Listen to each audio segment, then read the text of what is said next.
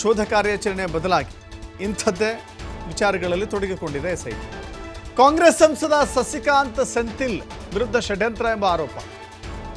ಮಾಜಿ ಸಚಿವ ಶಾಸಕ ಜನಾರ್ದನ ರೆಡ್ಡಿ ಆಕ್ರೋಶವನ್ನು ವ್ಯಕ್ತಪಡಿಸಿದರು.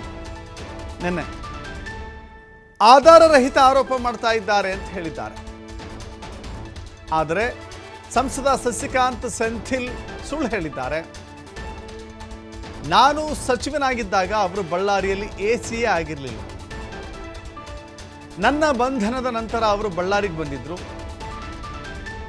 2011 ಸೆಪ್ಟೆಂಬರ್ 5ರಂದು ನನ್ನ ಬಂಧನ ಆಗಿತ್ತು. ಅದೇ ದಿನ ಅವರು ನೇಮಕ ಆಗಿದ್ದರು. ಧರ್ಮಸ್ಥಳದ ವಿರುದ್ಧದ ಅಪಪ್ರಚಾರಕ್ಕೆ ಅವರೇ ಮಾಸ್ಟರ್ ಮೈಂಡ್. ಧೈರ್ಯ ಇದ್ದರೆ ಯಾವುದೇ ತನಿಖೆಗೆ ರೆಡಿ ಅಂತ ಹೇಳಬೇಕಾಗಿತ್ತು. ವಿಚಾರಣೆಗೊಳಪಡಿಸಿದರೆ ಈ ಮಾಸ್ಟರ್ ಮೈಂಡ್ ಅಂತ ಗೊತ್ತಾಗುತ್ತೆ. ಸಸಿಕಾಂತ್ ಸೆಂಥಿಲ್ ವಿರುದ್ಧ ಮಗದೊಮ್ಮೆ ಜನಾರ್ದನ ರೆಡ್ಡಿ ಆಕ್ರೋಶ ವ್ಯಕ್ತಪಡಿಸಿದ್ದಾರೆ.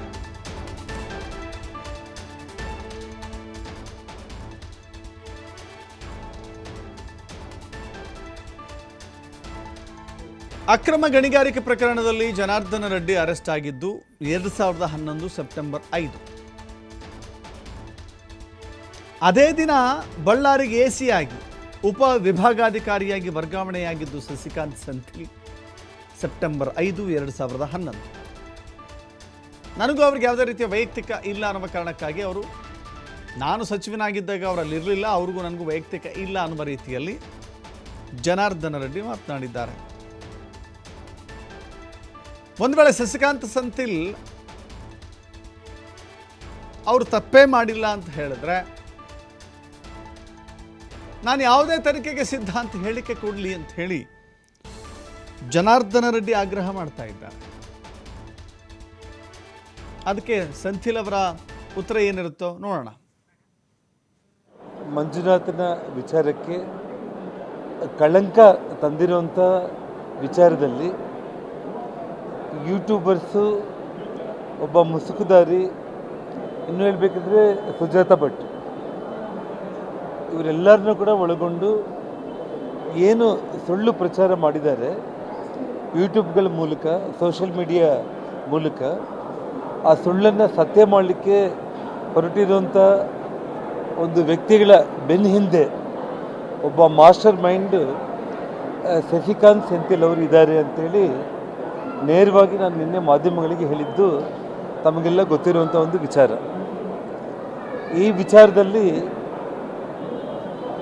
ಕಾಂಗ್ರೆಸ್ ಪಕ್ಷದ ಪಾರ್ಲಿಮೆಂಟ್ ಮೆಂಬರ್ ಆಗಿರುವಂಥ ಶಶಿಕಾಂತ್ ಸೆಂಥಿಲ್ ಅವರು ನವದೆಹಲಿಯಲ್ಲಿ ಇವತ್ತು ಬೆಳಿಗ್ಗೆ ಒಂದು ಹೇಳಿಕೆಯನ್ನು ಕೊಟ್ಟಿದ್ದಾರೆ.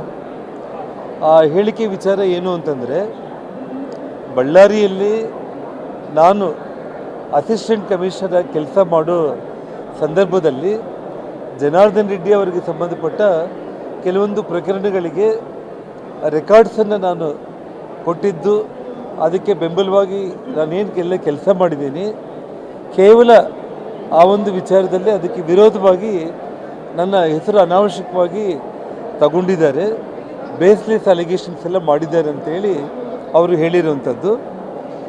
ಯಾಕೆಂದರೆ 15 ವರ್ಷ ಆಯಿತು, ಜನ ಮರ್ತಿರ್ತಾರೆ, ಮಾಧ್ಯಮಗಳಿಗೆ ಕೂಡ ಮರ್ತಿರ್ತಾರೆ, ಮಾಧ್ಯಮಗಳಿಗೆ ಕೂಡ ದಿನಾಂಕ ಸಮಯ ಗೊತ್ತಿರಲಿಕ್ಕಿಲ್ಲ ಅಂಥೇಳಿ ಶಶಿಕಾಂತ್